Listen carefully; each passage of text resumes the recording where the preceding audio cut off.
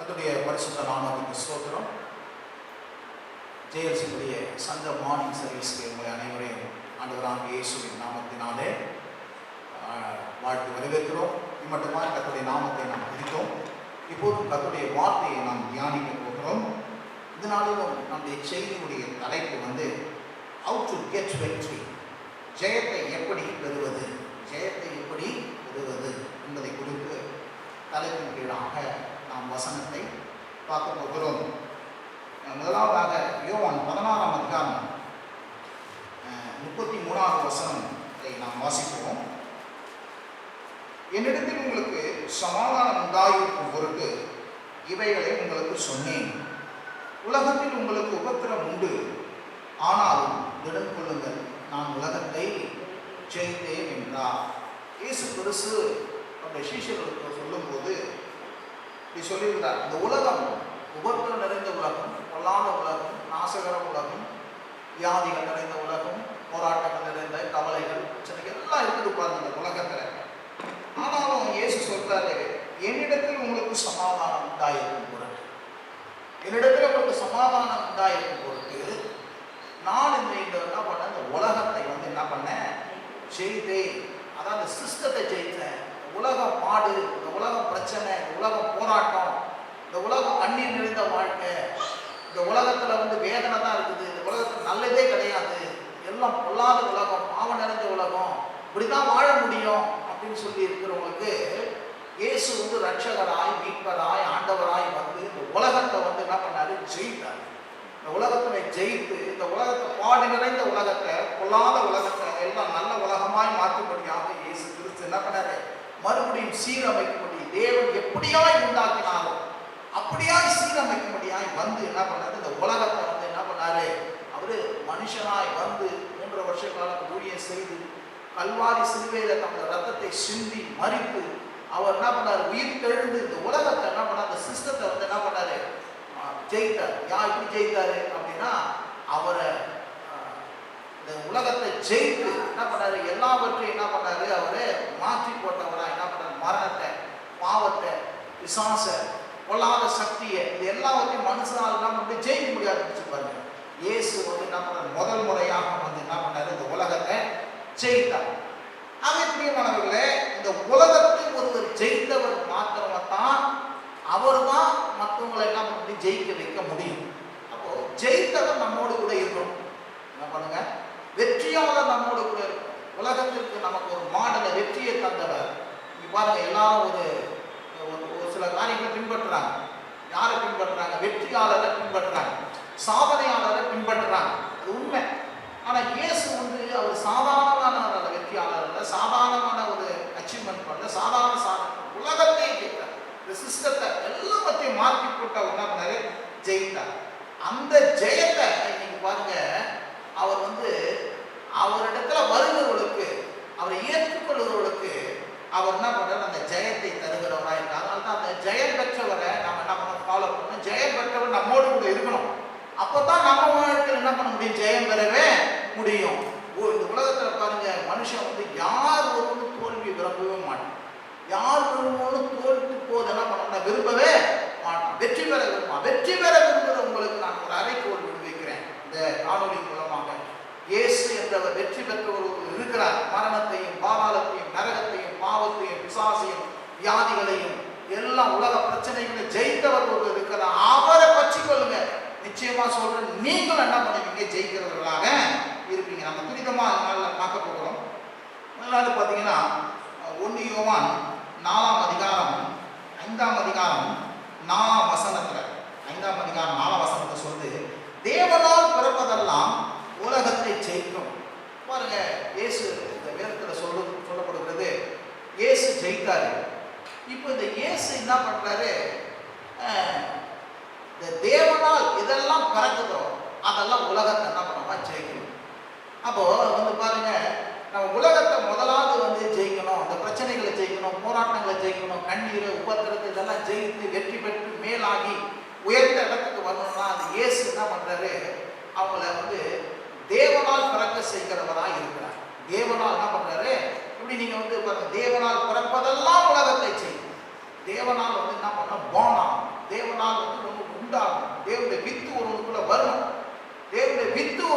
தேவனால் ஒருவன் யார் பிறக்கிறானோ அவன் வந்து உலகத்தை வந்து என்ன பண்ண முடியும், ஜெயிக்க முடியும். இந்த காரியம் எப்படி இது தேவனால் பிறக்க முடியும் தான் வந்து இந்த நிக்கோதேமுக்கு வந்து ஒரே பிரச்சனை. பாருங்க, இரவுல வந்து பெரிய போதகன், யூத போதகன், அவன் வந்து இயேசு கிறிஸ்து கிட்ட கேட்கறான், அந்த கடவுள் முட்டை இல்லைன்னா இப்படிப்பட்ட அற்புதங்கள்லாம் செய்ய மாட்டேன் அப்படின்னு சொல்லிட்டு 3ஆம் அதிகாரம் சொல்றான். அப்போ இயேசு 3ஆம் அதிகாரம் சொல்ற இயேசு அவங்க தெரிஞ்சுமாக ஒரு மறுபடியும் பிறவாவிட்டால் தேவனுடைய ராஜ்யத்தை காண மாட்டான் என்று உங்களுக்கு மெய்யாகவே சொல்லுகிறேன் அப்படின்ற. மறுபடியும் பிறக்கணும். அட இதே எப்படி மறுபடியும் பிறக்க முடியும்? ஒருவன் தாயின் வயிற்றுல திரும்ப போய் பிறக்க முடியுமா அப்படின்னா, தாயின் வயிற்றுல பிறக்கிறது போல நம்ம தேவனால என்ன பண்ண முடியும், பிறக்க முடியும். அவன் தாயின் வயிற்றுல பிறந்தோம், அது நல்ல நேச்சுரல் பர்த்.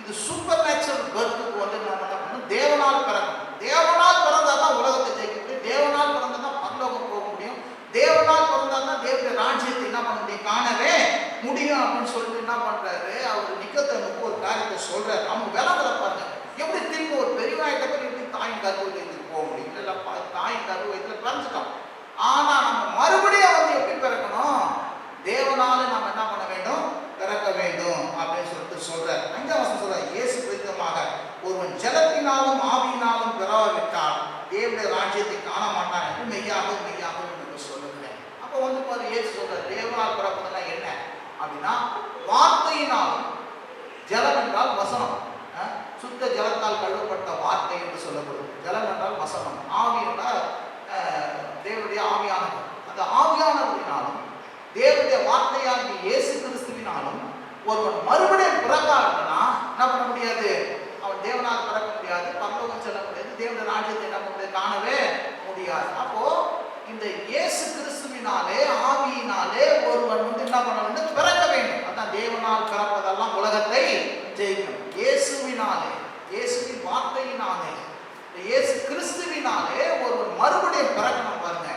அப்படி அந்த ஆவியினாலே வார்த்தையினாலே ஒரு மறுபடியும் பிறந்தான் தேவனால் பிறக்க முடியும். அப்படி பிறந்துட்டா அவன் வந்து என்ன பண்ணுவான், உலகத்தை வந்து என்ன பண்ணுவான், இயேசு எப்படி ஜெயித்தாரோ அதே மாதிரி இவனை என்ன பண்ண முடியும், ஜெயிக்க முடியும்.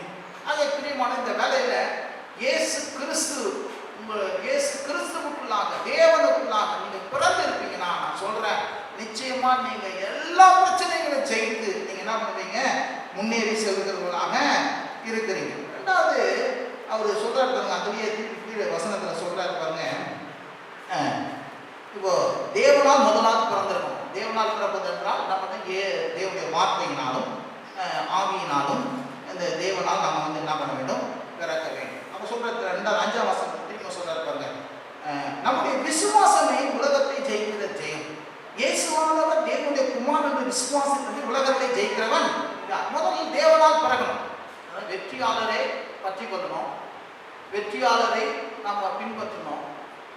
அதுக்கப்புறம் பார்த்தீங்கன்னா தேவனால நாம் என்ன பண்ணணும், பிறக்கணும். தேவனால் பிறந்தால் தான் என்ன பண்ண முடியும், தேவனால் பிறப்பது என்றால் இயேசுவின் வார்த்தையினாலும் ஆவியினாலும் நம்ம என்ன பண்ண வேண்டும், பிறக்க வேண்டும். மூணாவது, நம்ம எப்படி தேவனால் பிறந்தது மாத்திரமல்ல, யார் வெற்றி பெறுவா என்று சொல்லும்போது இந்த இடத்துல சொல்லுது, தேவனால் பிறப்பதால உலகத்தை ஜெயிக்கும், நம்முடைய விசுவாசமே உலகத்தை ஜெயிக்கிற ஜெயம். சொல்லு, நம்முடைய விசுவாசமே உலகத்தை ஜெயிக்கிற ஜெயம். அப்போ நம்முடைய விசுவாசம் என்ன விசுவாசம், இயேசுவானவர் தேவனுடைய குமாரனை விசுவாசிக்கிறவங்க தான் உலகத்தை என்ன பண்ணி ஜெயிக்கும். எது மேல விசுவாசம், இந்த பொருள் இங்க இருக்குது விசுவாசிக்கிறேன், இவரை விசுவாசிக்கிறேன், அவரை விசுவாசிக்கிறேன், சொந்தக்கார விசுவாசி இல்லைங்க.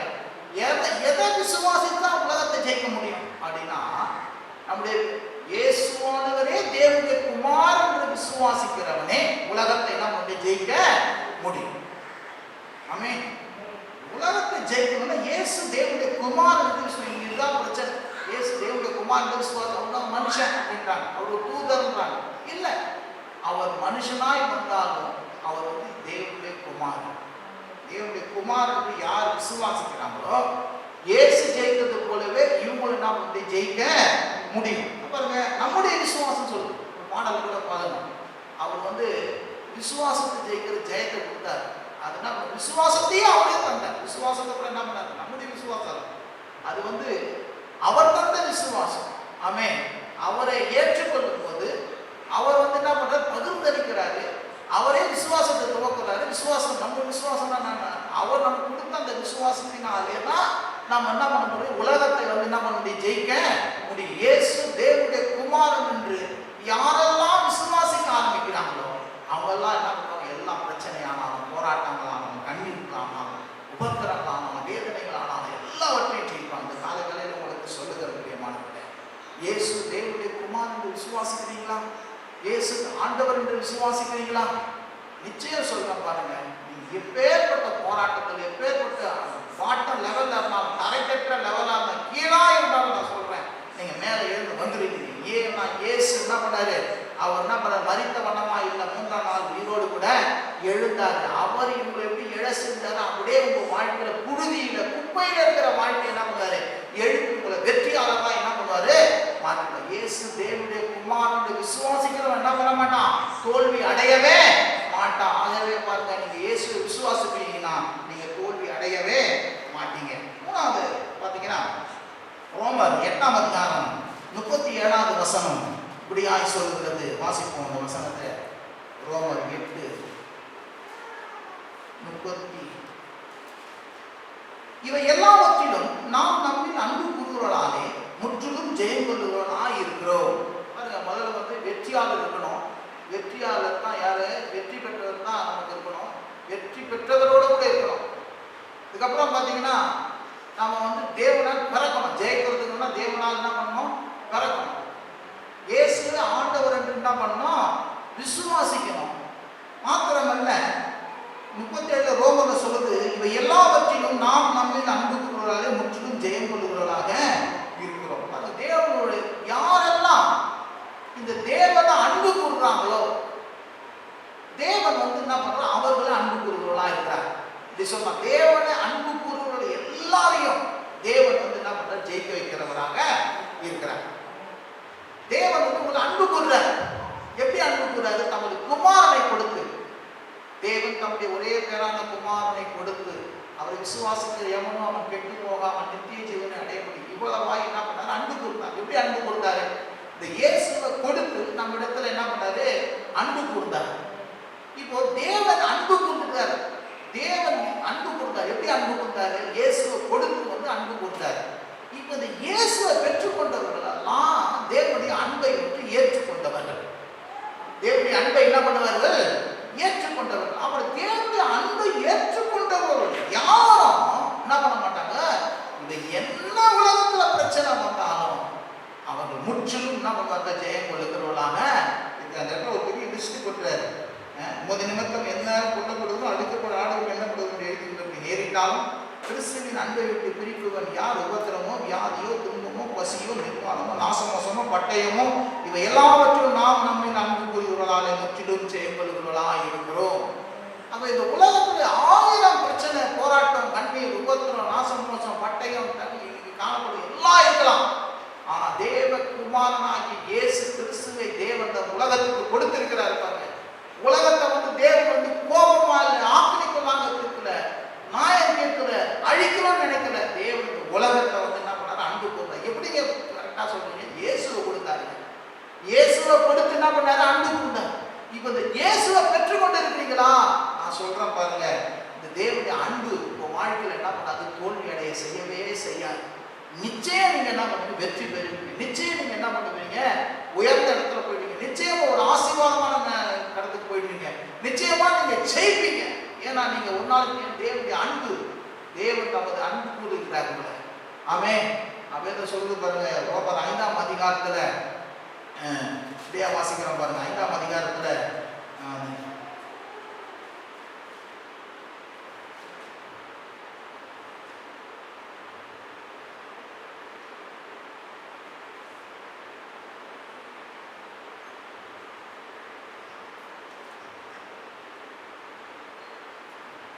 மேலும் அன்றையும் நாம் பலவற்றவராக இருக்கும் போது குறித்த காலத்தில் கிறிஸ்து அக்கிரமக்காரர்களாக மறித்தாரே. நீதிமானுக்காக ஒருவன் மறிக்கிறது நல்லது, அது இது நல்லவனுக்காக ஒருவனை ஒரு மறிப்பான். நாம் பாவிகளாக இருக்க கிறிஸ்து மறித்ததினாலே தேவன் நம்ம மேல் வைத்த அன்பை என்ன பண்ணாரு? விலக பண்ணிட்டார். நாம் பாவியா இருக்கும் போதே, நல்லவனா இருக்கல, நீதிமானா இல்லை, பாவியா இருக்கும் போதே தேவன் தமது அன்பை என்ன பண்ணிட்டாரு? விலக பண்ணிட்டார். இயேசு கிறிஸ்துவை கொடுத்து. ஆகவே இன்றைக்கு நம்ம இயேசு கிறிஸ்துவை ஏற்றுக்கொண்டிருக்கிறீங்க. யாவருக்கும் நான் சொல்றேன், அவரை விசுவாசிக்கிற யாவருக்கும் சொல்றேன், தேவனுடைய அன்பை பெற்றிருக்கிறீங்க. நீங்க தேவனுடைய அன்பு ஒரு நாள் தோற்று போகவே, உலகத்தில் எல்லாவற்றிலும் பெரிது அன்பு. அந்த அன்பு, தேவனுடைய அன்பு இயேசு கிறிஸ்துவின் மூலமா உங்களுக்கு வந்திருக்குது. அந்த அன்பு ஒரு நாள் என்ன பண்ணாது, தோற்று போகவே தோற்று போகாது. அந்த அன்பு உங்க இருதயத்தில் என்ன பண்ணப்படுது, பரிசுத்த ஆவியினால் என்ன பண்ணப்படுது, ஊற்றப்பட்டு இருக்கிறது. அது நம்மளை ஒரு நாள் என்ன பண்ணாது, வெட்கப்படுத்தாது அப்படின்னு சொல்லுது. ஆகவே நான் சொல்றேன், நீங்க வெட்கப்பட மாட்டீங்க, தோல்வி அடைய மாட்டீங்க. நீங்க நிச்சயமா என்ன பண்ணுங்க, இங்க எல்லாவற்றிலும் நீங்க என்ன பண்ணுவீங்க, ஜெயிக்கிறவர்களா நீங்க என்ன பண்ணுவீங்க, மாறுவீங்க என்று வேதம் சொல்லுகிறது. அதுக்கப்புறம் கடைசியாக நம்ம எடுத்துக்கொள்வோம் வெளிப்படுத்தின விசேஷம். வெளிப்படுத்தின விசேஷம் 11ஆம் அதிகாரம். வெளிப்படுத்தின விசேஷம் 11ஆம் அதிகாரம்.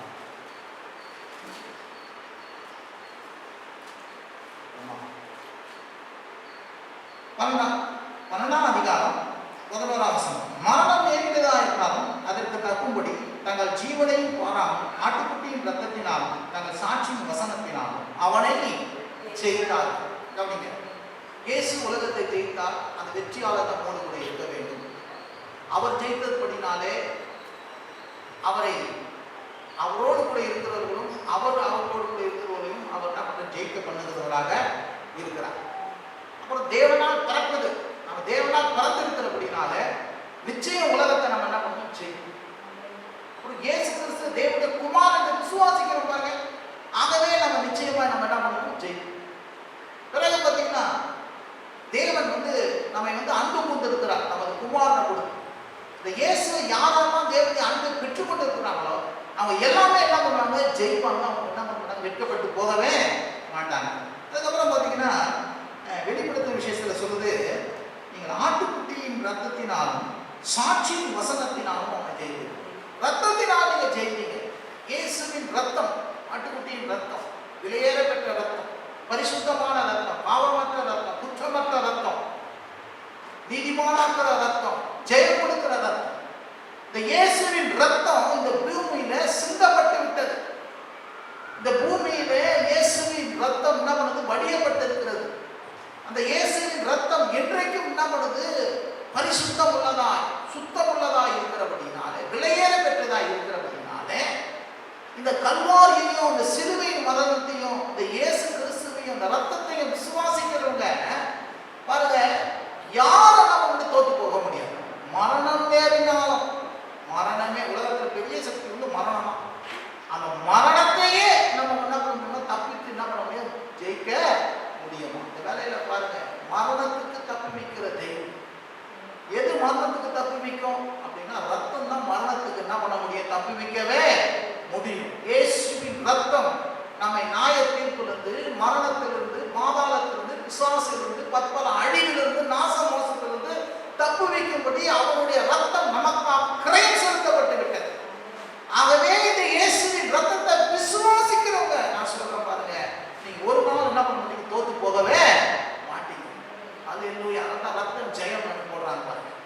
ரத்தம் என்னதுங்க, இயேசுவின் ரத்தம் உங்களுக்காக பரிகாரம் பண்ண ரத்தம், உங்கள் பாவங்களை கழுவிய ரத்தம், உங்கள் மீறுதலை மன்னித்திருக்கிற ரத்தம், உங்கள் அக்கிரமங்களை போக்கியிருக்கிற ரத்தம் இருக்குது பாருங்க.